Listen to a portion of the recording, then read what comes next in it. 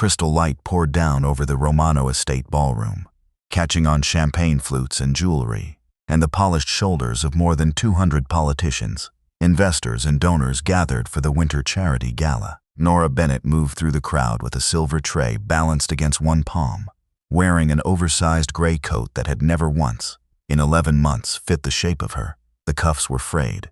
The repairs along one seam didn't match the original thread.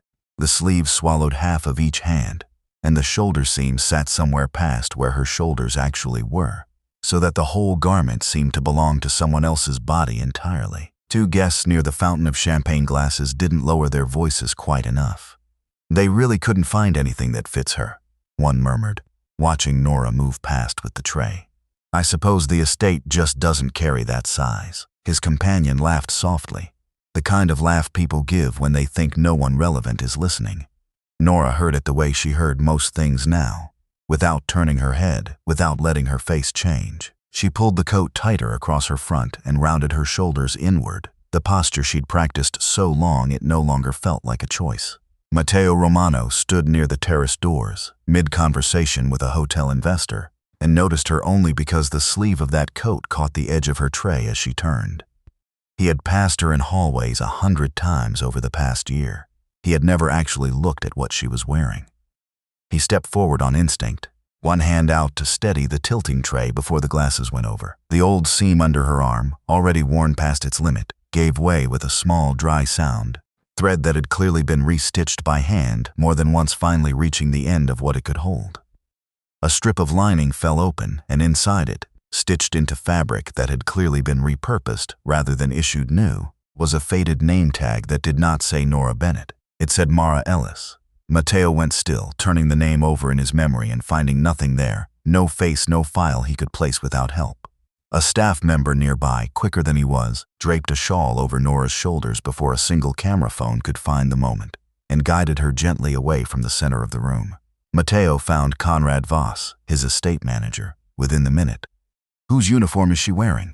And who is Mara Ellis? A temporary replacement, Conrad said smoothly. We rotate old stock when needed. I couldn't tell you whose name was in the lining. For 11 months?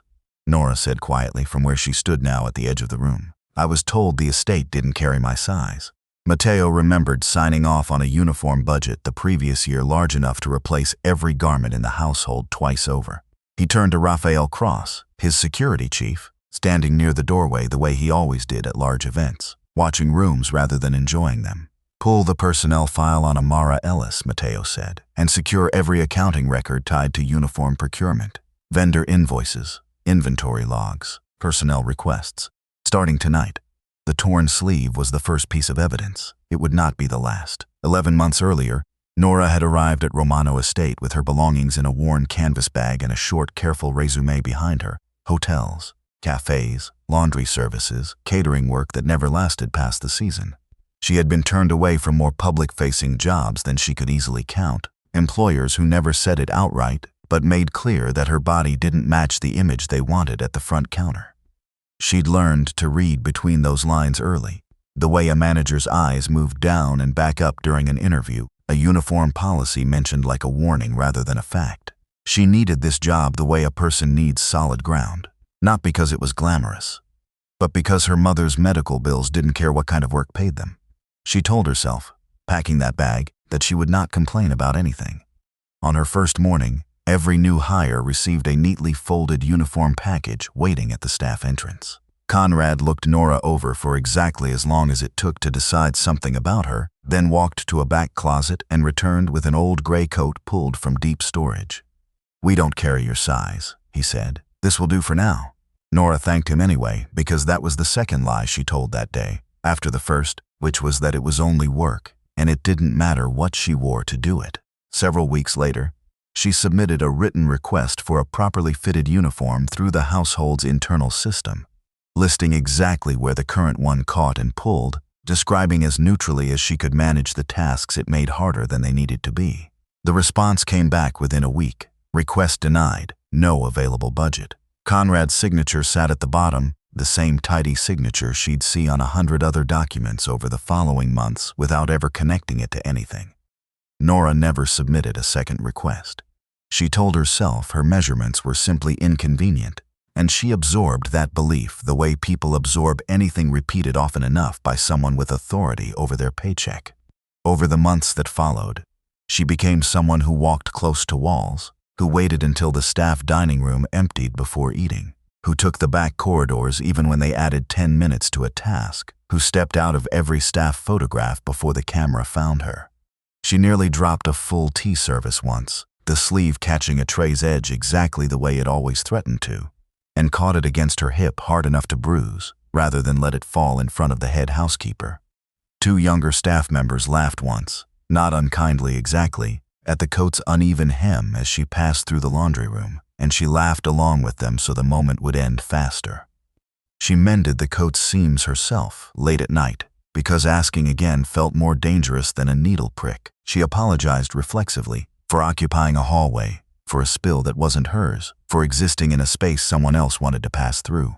Raphael's team pulled the relevant records within 2 days, kept on long-term archive because a house that hosted politicians and donors was legally required to retain vendor and security records far longer than most, and the forensic accountants Matteo's legal counsel brought in found a pattern that took shape slower than anyone wanted it to. Some of the older paper logs had been shredded per a standard retention policy Conrad himself had approved years earlier. What remained came together anyway, piece by piece, through digital backups and a supplier's own retained copies, an obstruction that made the truth take a full week longer to surface than anyone had hoped.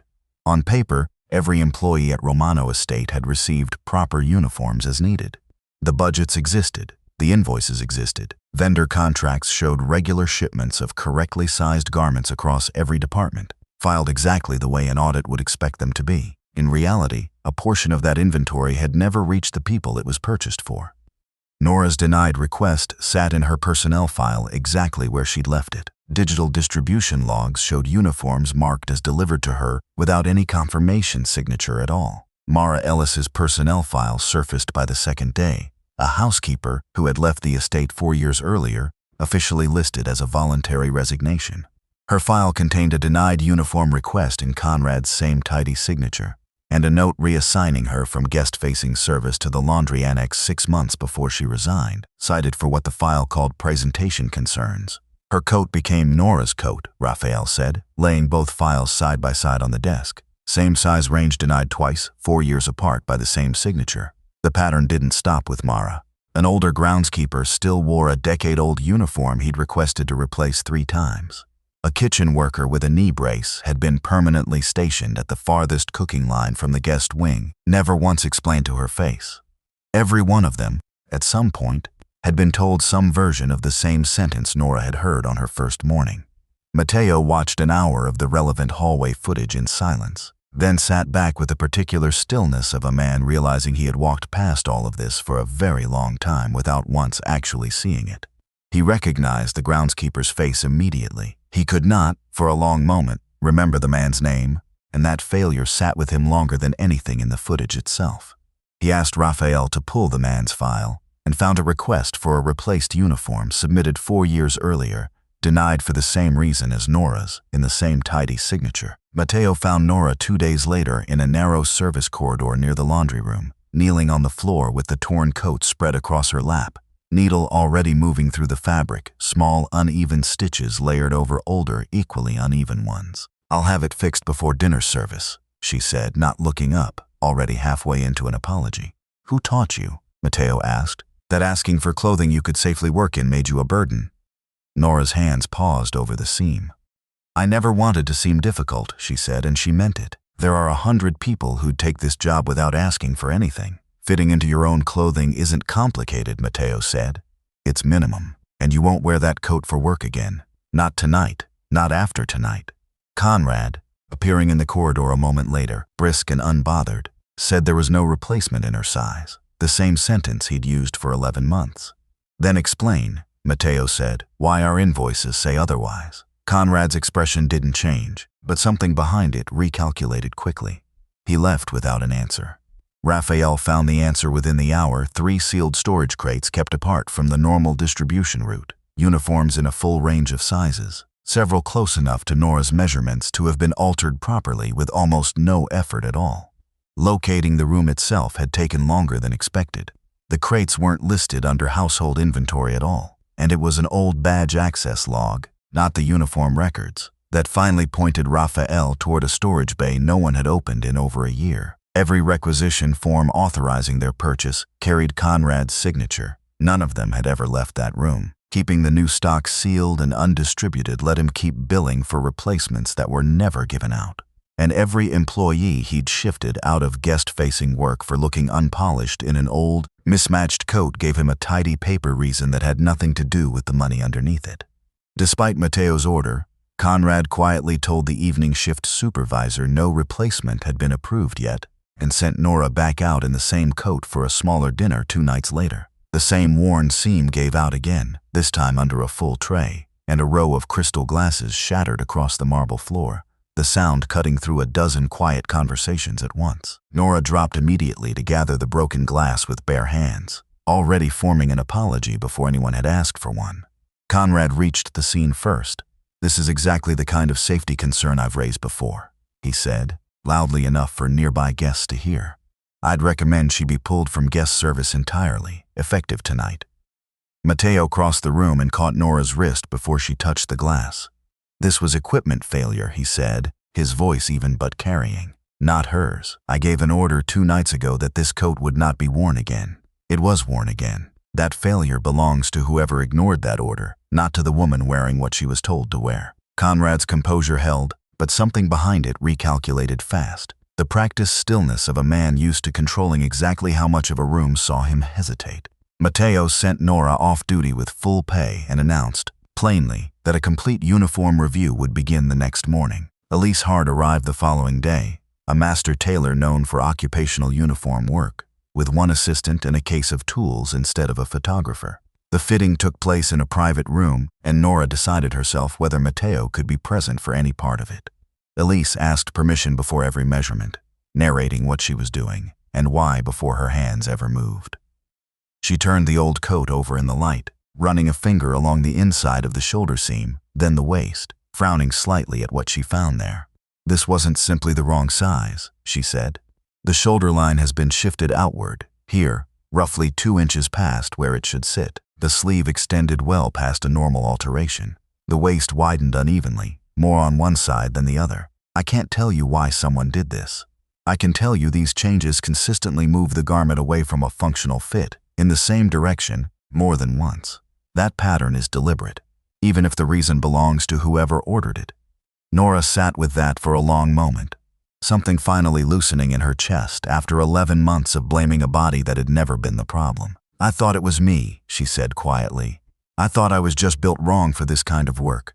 "Your body was never the variable that failed," Elise said, setting the coat down with a kind of clinical gentleness.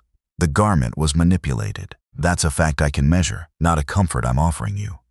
She took Nora's actual measurements after that, quickly and without ceremony, and sketched 2 different cuts on a notepad, one for daily work, one slightly more formal for events, both built to move the way an actual working body needed to move. Nora asked her, once the fitting was finished, not to make this only about one coat. "I don't want something purchased just for me," she told Matteo. "I want every employee's measurements taken properly, a way to request accommodations that doesn't go through one man's signature." "No retaliation for asking. You could have asked for less," Matteo said. "Most people in your position would have. Most people in my position spent 11 months learning not to ask for anything," Nora said. "I'm not interested in becoming the one exception this house is proud of. That just makes it easier for everyone else to keep disappearing." Matteo agreed, and Nora chose her own practical, correctly fitted work uniform before anyone offered her a single gala dress. The financial picture came together over the following weeks, slower than the security footage it alone had suggested, since 2 of Conrad's supplier contracts ran through a company partly owned by a family long allied with the Romanos, a detail Raphael flagged carefully rather than confirming outright.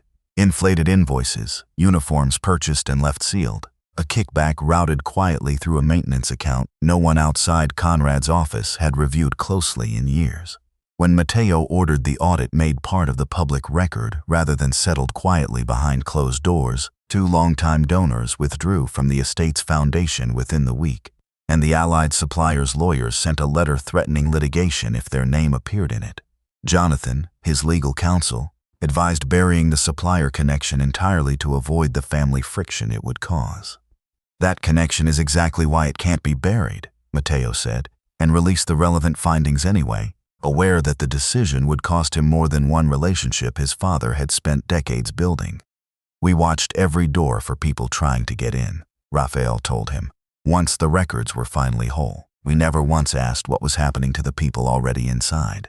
Matteo didn't have an answer for that right away and didn't pretend to. The full staff gathered in the ballroom a few days later. No guests, no cameras, just the people who worked inside those walls every day, standing in loose clusters rather than seated rows. The same room that had held the gala now stripped down to folding chairs and a projector screen. An independent accountant walked the room through the numbers, the approved budgets, the inflated invoices, the requests that vanished, appearing plainly on the screen without commentary. Just figures that spoke for themselves once anyone actually looked. Mara Ellis's written statement, gathered by phone and read aloud by Raphael, confirmed the same denied request, the same reassignment, 4 years before Nora's, in language almost identical to what Nora herself had written. Conrad stood near the front, still composed, and defended himself anyway. This estate's standards protect more than appearances, he said. They protect the donors and the alliances that keep this house running. Employees who don't fit that image are a liability I managed responsibly, and I make no apology for doing my job well. Some people simply require more accommodation than the standard model allows for, Conrad added, when no one answered him right away. That isn't cruelty, that's logistics.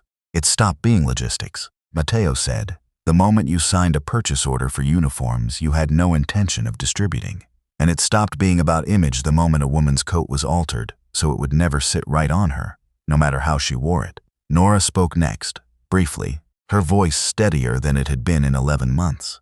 Nobody asked for luxury, she said. We asked for clothing we could work safely in, and to be treated like people while we did it. That's the whole request. It was never complicated. You made it complicated because simple requests are harder to deny. A murmur moved through the gathered staff, quiet recognition more than surprise.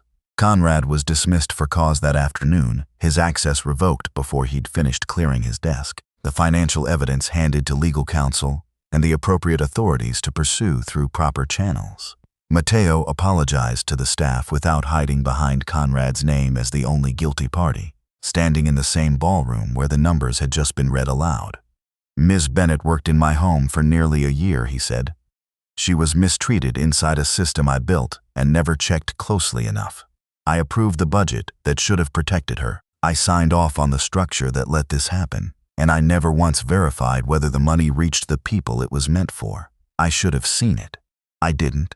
Owning the good parts of this house and not the bad ones isn't ownership, Nora told him afterward once the room had mostly emptied.